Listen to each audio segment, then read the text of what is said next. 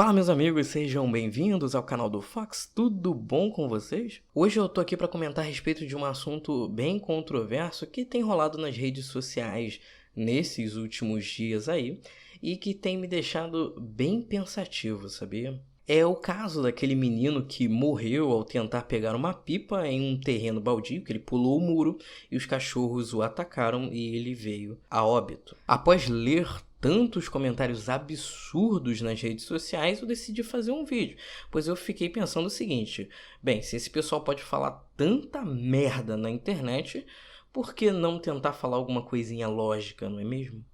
Então vamos à situação ocorrida no dia 25 de dezembro. Um menino de 10 anos foi atacado por 6 cachorros ao tentar resgatar uma pipa e morreu em consequência dos ferimentos. O que aconteceu? O garoto brincava em um parque quando a pipa que ele levantava caiu em um terreno de uma garagem de ônibus desativada. O menino teria então pulado o muro da garagem com o intuito de resgatar a pipa, mas foi atacado pelos cachorros que guardavam o local. Vale salientar que na tentativa de resgate do menino, um outro rapaz de 20 anos acabou ficando ferido e a polícia, ao chegar no local para resgatar o garoto, acabou matando 3 dos 6 cachorros que estavam nesse local. Agora, vamos partir para os absurdos que eu tenho visto nas redes sociais. Muitas pessoas falando que a culpa é do cachorro, outras falando que a culpa é do menino, outras falando que a culpa é do dono do cachorro e outras falando que a culpa é da mãe da criança. Mas afinal, de quem é a culpa? Vamos analisar essas 4 possibilidades que eu acabei de comentar. Possibilidade 1. A culpa é do cachorro. Bem, eu não sei se é sabido por todas as pessoas, mas os seres humanos são os únicos animais do planeta Terra com a capacidade de raciocínio. E todos os outros que existem, eles são irracionais, eles agem por instinto. Sendo assim, o cachorro também. Então, como é que um cachorro ele pode ser culpado ou responsabilizado por alguma coisa se ele em si não raciocina? Entendeu? Então, já é uma tremenda idiotice culpar ou responsabilizar um cachorro por algum tipo de prejuízo que ele venha a causar. Segunda possibilidade, a culpa é da criança. Bem, diferentemente de um cachorro, uma criança ela possui capacidade de raciocínio.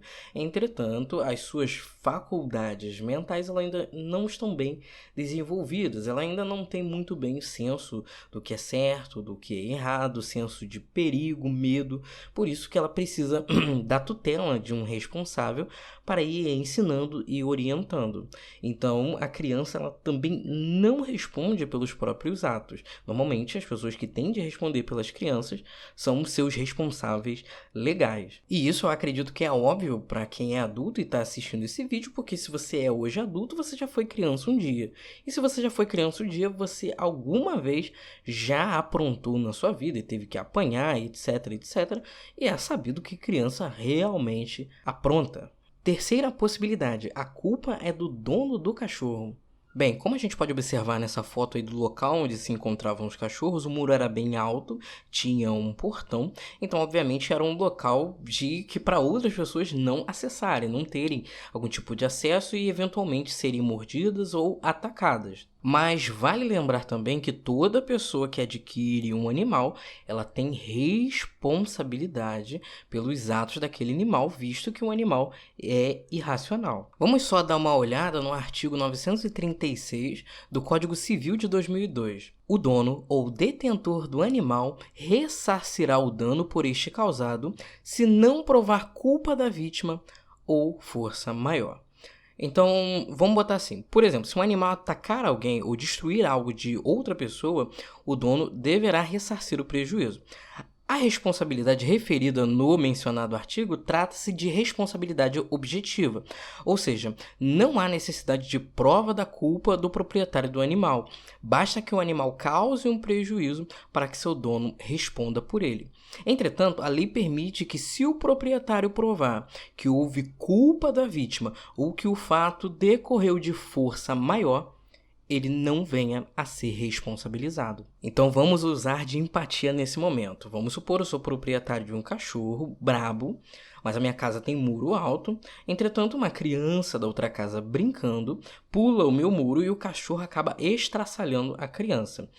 Obviamente, eu não sou culpado, eu não coloquei a criança para pular o meu muro, não coloquei a criança lá dentro, mas mesmo assim eu vou ter de responder pelos atos do cachorro, ou seja, tudo que está envolvido em defesa, acusação ou até mesmo arcar com os custos, uma possível indenização, isso vai caber ao dono. E quando a lei entra no aspecto de você ter que provar que a culpa é da outra pessoa, que você é inocente ou que foi por força maior, você imagina o quê? Que você vai sentar na casa lá da pessoa onde o filho acabou de morrer, vai sentar lá, vão tomar um café juntos, comer um biscoito, e junto vocês vão começar a reunir provas para saber quem é culpado e quem é inocente?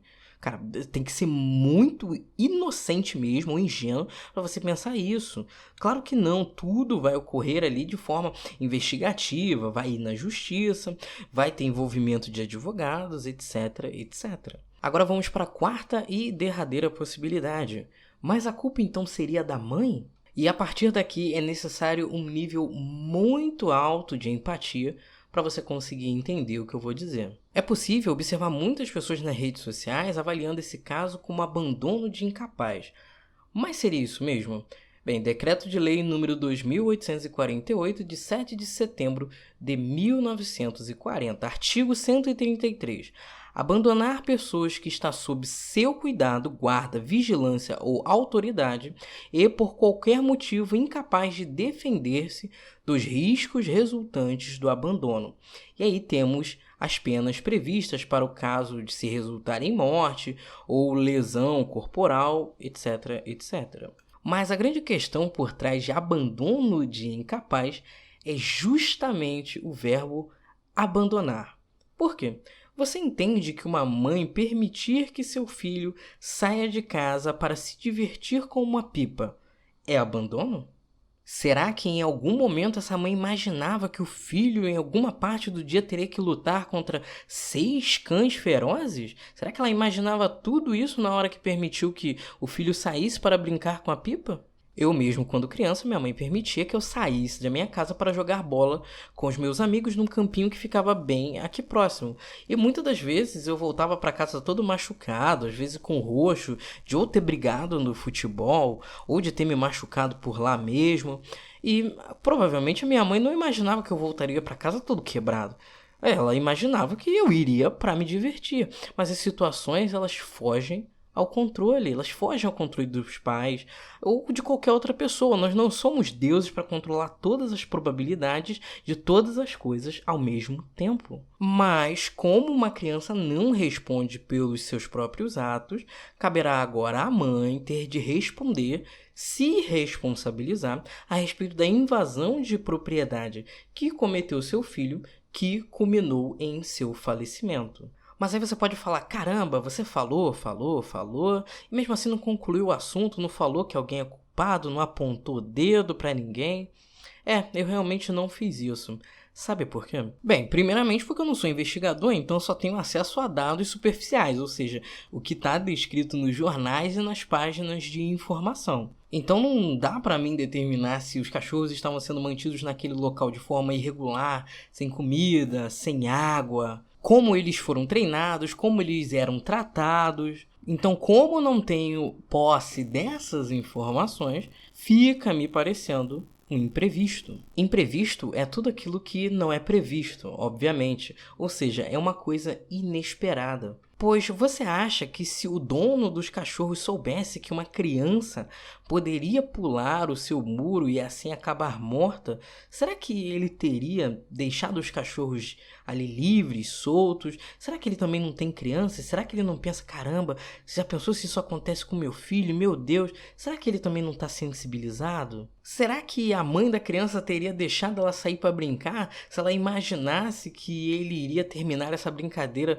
de forma trágica? Será que ela teria deixado? Acho que não, né? E será que o garoto imaginava que ao pular um muro ele teria que lutar contra 6 cachorros e teria ali a sua vida ceifada? Será que ele imaginaria? Não, nada disso foi previsto, nada disso foi planejado. Isso é um imprevisto. Só que mais triste do que esses imprevistos é ver o comentário das outras pessoas nas redes sociais. Por quê? porque há pessoas tentando culpar os cachorros, ou seja, culpar animais irracionais de um possível imprevisto, uma possível tragédia, uma coisa completamente absurda.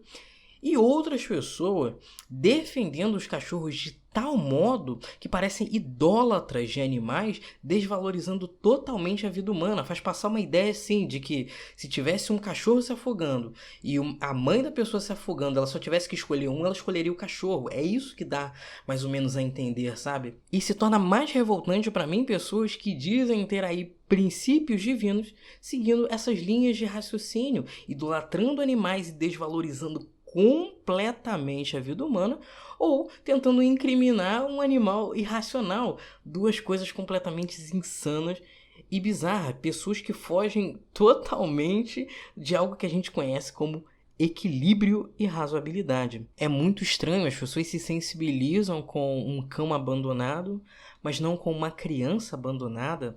Nessa mesma matéria, as pessoas se sensibilizaram com os cachorros que morreram, mas não com o fato de uma criança morrer. Então, isso significa que a vida de um cão vale mais que a vida de uma criança. A vida de um animal vale mais do que a vida de um ser humano. Bem, eu não penso assim. Apesar de eu odiar qualquer tipo de violência contra animais e achar sim que eles devem ser respeitados e terem dignidade, eu ainda acho que a vida humana vale mais do que a vida dos animais. E se tivesse que escolher entre a vida da minha mãe e a vida de um cachorro, eu escolheria, obviamente, a vida da minha mãe. Bem, esses foram meus comentários e a minha, vou enfatizar de novo, minha opinião a respeito do assunto. Eu estou indo nessa, então se você gostou, deixa o like, deixa o dislike, comenta aí embaixo, se inscreve no canal e até uma próxima oportunidade.